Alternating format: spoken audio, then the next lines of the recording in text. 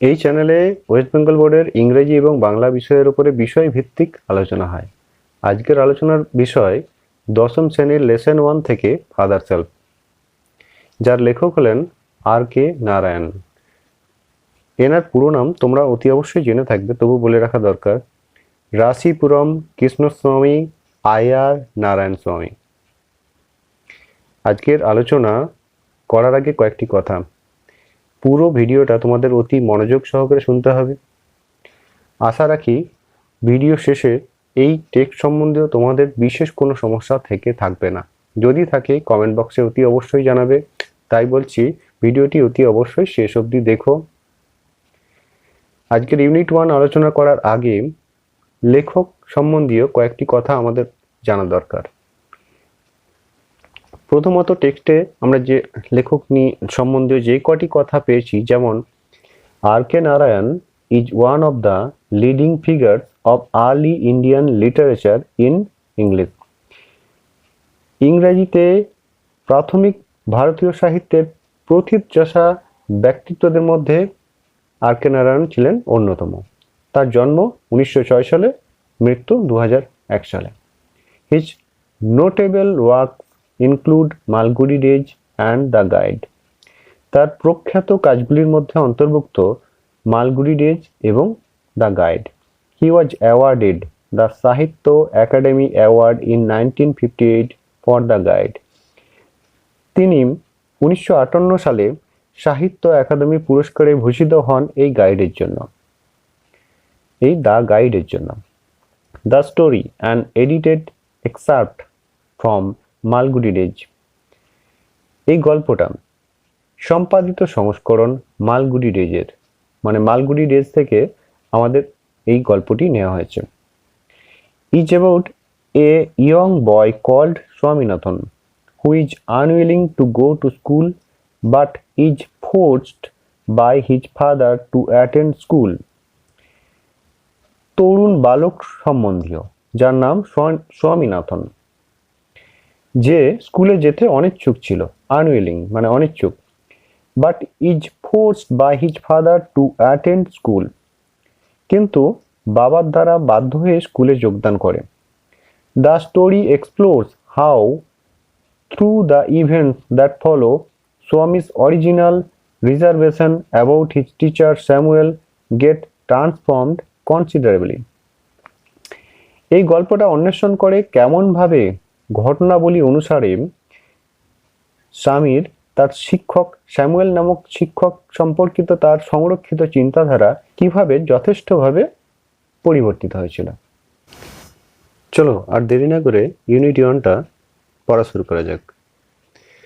Lying in bed, Swami realized with a shudder that it was Monday morning. এখানে shudder হলো শিউরে ওঠা, realised অনুধাবন করা, লাইং শুয়ে থাকা। অর্থ হলো বিছানায় শুয়ে শুয়ে স্বামী এটা ভেবে শিউরে উঠেছিল যে এটা সোমবার সকাল, এটা ছিল সোমবার সকাল। It looked as though only a moment এগো ইট ওয়াজ ফ্রাইডে। মনে হচ্ছিল যেন এক মুহূর্ত আগে শুক্রবার ছিল। এক মুহূর্ত, কেবলমাত্র এক মুহূর্ত, অনলি এ মোমেন্ট। এগো অর্থাৎ আগে। Already Monday was here, already অর্থাৎ ইতিমধ্যে, ইতিমধ্যে সোমবার এসে হাজির হয়েছিল। He hoped he did not have to go to school, সে আশা করেছিল তাকে যেন আজ স্কুলে যেতে না হয়। At 9 o'clock Swaminathan wailed, I have a headache. Headache অর্থাৎ মাথা ব্যথা, ওয়েল্ড অর্থাৎ বিলাপ করা। সকাল 9টার সময় স্বামীনাথন বিলাপ করেছিল বা জোরে কেঁদে উঠেছিল, আমার মাথা ব্যথা করছে। মাদার জেনারাসলি সাজেস্টেড দ্যাট স্বামী মাইট স্টে অ্যাট হোম। জেনারাসলি মানে উদারভাবে বা সদয়ভাবে। সাজেস্টেড অর্থাৎ পরামর্শ দেওয়া। মা সদয়ভাবে পরামর্শ দিলেন যে সে বাড়ি থাকতে পারে। At 9:30, when he ought to have been in the school prayer hall, Swami was lying on the bench in mother's room. সকাল 9:30টার সময় যখন তার স্কুলের প্রার্থনা কক্ষে থাকা উচিত ছিল, স্বামী তখন তার মায়ের ঘরের চৌকিতে শুয়ে রইল। Father asked him, "Have you no school today?" বাবা তাকে জিজ্ঞাসা করেছিল, তোমার আজ স্কুল নেই? হেডেক, স্বামী রিপ্লাইড। মাথা ব্যথা, স্বামী উত্তর দিয়েছিল। Nonsense, dress up and go. Nonsense অর্থাৎ এক্ষেত্রে বাজে কথা। পোশাক পরো এবং স্কুলে যাও। গো এখানে যাওয়ার কথা বলছে, অর্থাৎ স্কুলে যাওয়ার কথা বলছে। লোপ about less on Sundays and you will be without a headache on Monday.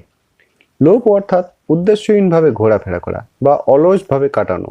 স্বামী, যার পুরো নাম স্বামীনাথন, তার বাবা তাকে কথা বলছে যে lope about less on Sundays, রবিবারগুলিতে একটু উদ্দেশ্যহীনভাবে কম ঘোরাফেরা করো। And you will be without a headache on Monday, এবং সোমবারে তাহলে তোমার আর কোনো মাথা ব্যথা করবে না। Swami knew how strict his father could be. Swami জানতো তার বাবা কতটা কঠোর হতে পারেন। So he changed his tactics. Tactics মানে কৌশল। তাই সে তার কৌশল পরিবর্তন করেছিল। I can't go so late to the class. আমি এত দেরি করে ক্লাসে যেতে পারি না। You will have to. তোমাকে যেতেই হবে। It is your own fault. এটা তোমার নিজের দোষ। ফল্ট অর্থাৎ এখানে ব্যর্থতা বা দোষ। What will the teacher think if I go so late. যদি দেরি করে স্কুলে যায় তাহলে শিক্ষক মহাশয় কি ভাববেন? Tell him you had a headache and so are late.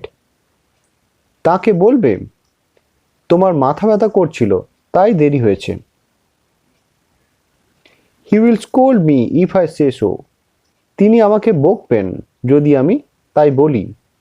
Will he, তাই নাকি? লেট আস সি, দেখাই যাক। হোয়াট ইজ হিজ নেম, তার নামটা কি? Samuel. Does he always scold the student. Scold মানে বকাবকি করা। তিনি কি সব সময় ছাত্রদের বকাবকি করেন? He is a very angry man. তিনি খুব রাগী মানুষ। He is specially angry with boys who come in late. Specially অর্থাৎ বিশেষত। He is specially angry with boys who come in late. তিনি বিশেষত রেগে যান সেই সকল ছেলেমেয়েদের প্রতি যারা দেরি করে স্কুলে আসে। I would not like to go late to Samuel class. আমি দেরি করে স্যামুয়েলের ক্লাসে যেতে চাই না। If he is so angry, why not tell your headmaster about it. তিনি যদি এতটাই রাগী হন তাহলে প্রধান শিক্ষককে কেন এ ব্যাপারে বলো না? They say that even the headmaster is afraid of him. তারা বলে এমনকি প্রধান শিক্ষক মহাশয় নাকি তাকে ভয় করেন। অ্যাফ্রেড মানে ভীত হওয়া বা ভয় করা। আজকের বিষয় নিয়ে এরপরে যদি কোনো তোমাদের প্রশ্ন বা কিছু সমস্যা থেকে থাকে তাহলে অতি অবশ্যই কমেন্ট বক্সে জানিও। এর পরবর্তী ভিডিওতে ইউনিট 2টা নিয়ে আলোচনা করা হবে।